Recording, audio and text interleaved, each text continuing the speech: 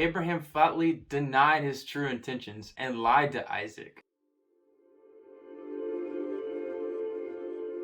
This might sound crazy, but the text before Genesis 22 portrays Abraham and his relationship with God to be very pagan-like. In Genesis 17:1, we read Abraham was approached by a divine figure who promised him and his descendants favor if he obeyed, which carried out over multiple events. It is through these events that Abraham learns about the God who chose him. It is common knowledge that surrounding religions didn't know much about their gods. Like his neighbors, Abraham does not appear to have converted to a religion with a deep history and established doctrine. He simply met a God, trusted him, and learned more as life went on. With that in mind, Abraham almost certainly knew of human sacrifice. In Genesis 22, it says, God said, take your son, your only son, whom you love, Isaac, and go to the land of Moriah. Offer him up there as a burnt offering on one of the mountains, which I will indicate to you. For someone like Abraham, human sacrifice was common in the places he lived. He grew up in Ur, traveled to Canaan, where child sacrifice to Moloch and Chemosh was prevalent,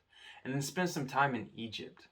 He'd been in 3 separate pagan cultures, all of which were known for teaching human sacrifice. Verse 3 says, early in the morning, Abraham got up and saddled his donkey. He took 2 of his young servants with him, along with his son Isaac. In these verses, Abraham displays a sense of urgency we don't see in the previous passages. Verse 4 mentions that they saw Mount Moriah on the 3rd day, which was about 100 miles away from where they started. Not only did they get up early in the morning, but they went at a fast pace. Professor Isaac Kalimi notes, the biblical stories of Abraham demonstrate that he did not hesitate to question God when necessary. For example, regarding the promised land and the promised offspring and the destruction of Sodom and Gomorrah. Why then is Abraham silent now when he would have had ample grounds to question the command? He might have contrasted the harsh divine command with the divine promises that God had made to him. Yet the story of the Akedah, a term for the binding of Isaac, does not report any questioning on Abraham's part. What an interesting change of demeanor by Abraham. We continue. So he said to his servants, you two stay here with the donkey while the boy and I go up there. We will worship and then return to you. What we read in verse 5 is quite interesting.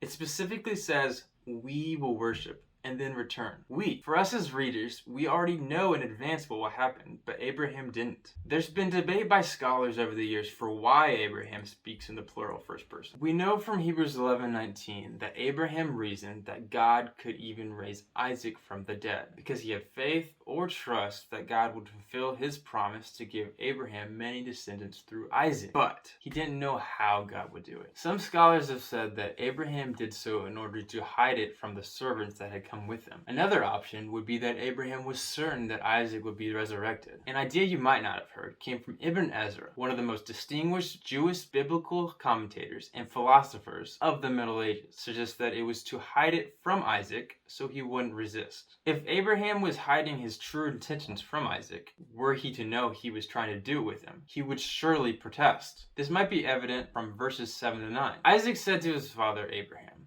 "My father." "What is it, my son?" he replied. "Here is the fire and the wood," Isaac said. "But where is the lamb for the burnt offering?" "God will provide for himself the lamb for the burnt offering, my son," Abraham replied. The two of them continued on together. When they came to the place God had told him about, Abraham built the altar there and arranged the wood on it. Next, he tied up his son Isaac and placed him on the altar on top of the wood. Under this view, Abraham flatly denied his true intentions and lied to Isaac, saying that he will find him a lamb which God will provide for him. This is indeed how the story ended, and Abraham himself, unaware that he was talking prophetically here and in the beginning as well, when he said, "And we will return to you." There's no evidence that Isaac went to his slaughter willingly. Indeed, Abraham had to bind him before he was going to sacrifice him. This strongly indicates that Isaac was protesting and had to be restrained. Ibn Ezra writes in his commentary to verse 4, "It is most likely that Isaac was close to 13 years of age and that his father forced him and bound him against his will. Proof of this, that his father hid this secret from him and told him, 'God himself will provide the lamb.' Because if he would have told him, 'You're the sacrifice,' it is possible that he would have escaped." We read on. Then Abraham reached out his hand, took the knife, and prepared to slaughter his son. After having to endure as much of the pain as possible, God stops him. Abraham looked up and saw behind him a ram caught in the bushes by its horns. So he went over and got the ram and offered it up as a burnt offering instead of his son.